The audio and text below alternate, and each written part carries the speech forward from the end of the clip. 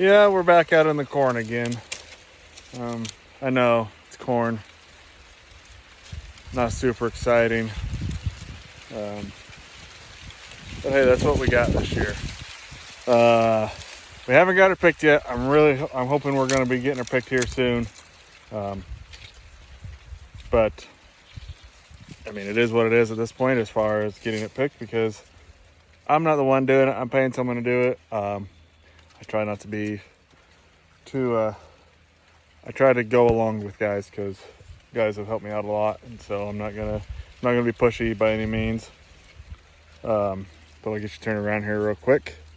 Again, don't crucify me. First time growing corn, okay? So this is kind of what we're dealing with on the less 25 acres. We're not gonna have. It ain't gonna be a bumper crop. We got some decent ears.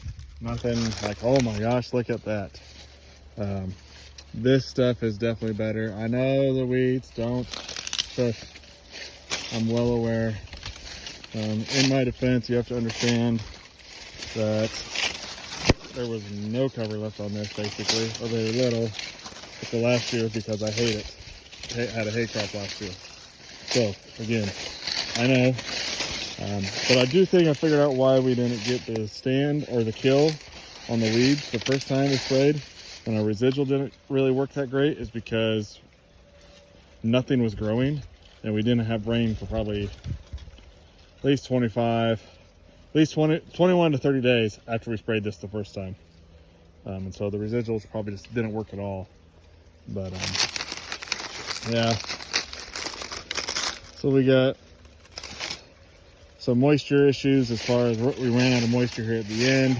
The other thing is I shorted myself on some nitrogen. I'm trying to balance using high quality sources of fertility, because I know I need fertility. I understand that, but trying to not overdo it, because I think that is the single biggest reason why our plants look so good all year long, was because we're not super heavy on the fertilizer, because the plant we didn't have a high salt load out here, because we put out 100 pounds of 28% or 32% or whatever your guys are running. But I think for next year, so for this fall, we are going to go in with a cover crop mix. Real low rate overall, only like 16 pounds of grass, mixed between triticale and rye, a couple pounds of rapeseed, I believe, and then 6 pounds of hairy vetch. And so I'm hoping we can get a decent nitrogen credit from the hairy vetch. I will plan to let this go until May, probably around the same time that we did this last year. And I'm hoping by doing that, we get a good, nice, mature hairy vetch going. We should. And then come in here with, instead of 112-day corn, because I think that's the other thing that kind of hurt us. It's a great corn, just ran out of nitrogen, and ran out of water. So these plants were still green really green up until a month ago, and they finally dried down. If they could have been dried down a month ago, even with the nitrogen, I think we would have saved bushels yield potential, just because the plant would have been shut down and would have not been growing, still trying to actively grow. So get a nitrogen credit from the hairy vetch, and use that hairy vetch on the west coast to help cycle some of this residue. But I'm also probably going to be looking at putting something like 20 units of nitrogen 2x2, which is probably what I'm going to do with the rest of our program. I think that's what we're going to do, is what I'm thinking anyways. We'll see. That could very well change, but that's kind of my thought process as of right now, is to do about 20 units, because I don't want to overdo it.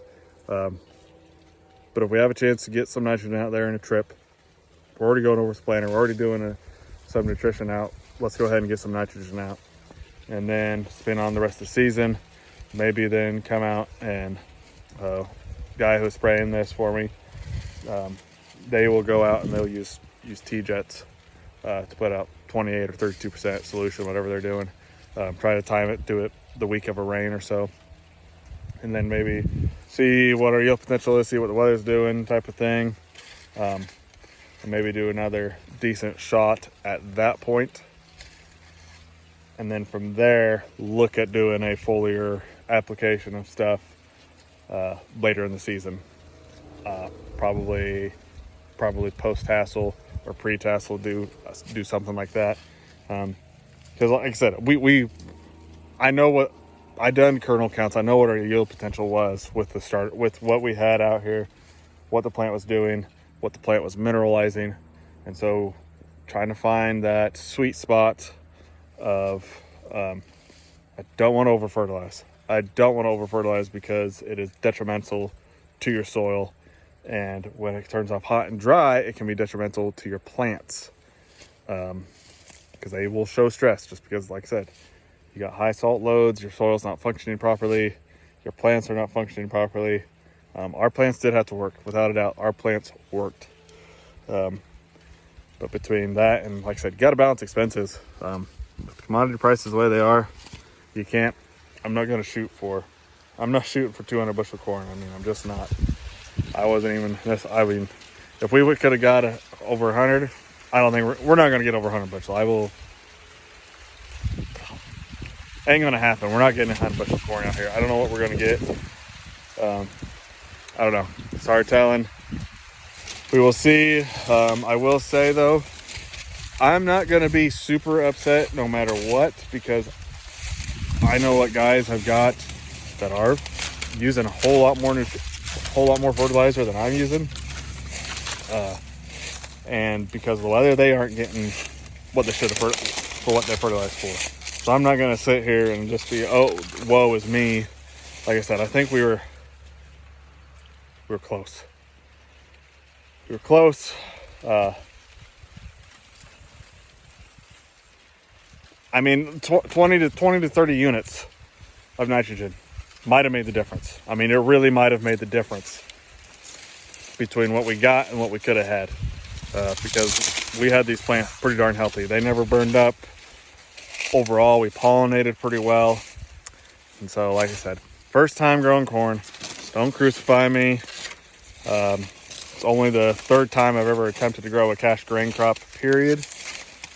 So, like I said, live and learn. Always next year. So, but yeah, I think this Ag Venture 7012 is. I think it's a great hybrid. I really do. I've been very impressed with it, especially on our stuff out by Wells to the east of here, which is on some super tough ground. I'm very impressed with this hybrid. Like I said, it's done well. It's done well in our environment. It's just, like I said, I think I need a little bit shorter day corn, get it off a little bit sooner, and get it shut down and get it harvested a little sooner so I can get a cover crop in sooner, hopefully. But again, you don't know until you start. So I'm not coming from a multi-generational family farm. I'm learning a lot of this. I'm leaning on a lot of friends and mentors to help me. It's not just I've always done it. I can just ring up my father and I know exactly what I'm doing. I don't know what I'm doing, trust me. So with that though, I'll shut up and quit talking. You're in a bad ear. Backside ain't very good though. But yeah, so I'll leave it with that. Again, here in North Central Kansas area, hopefully I'm going to be getting my hands on some Ag Venture catalogs this week.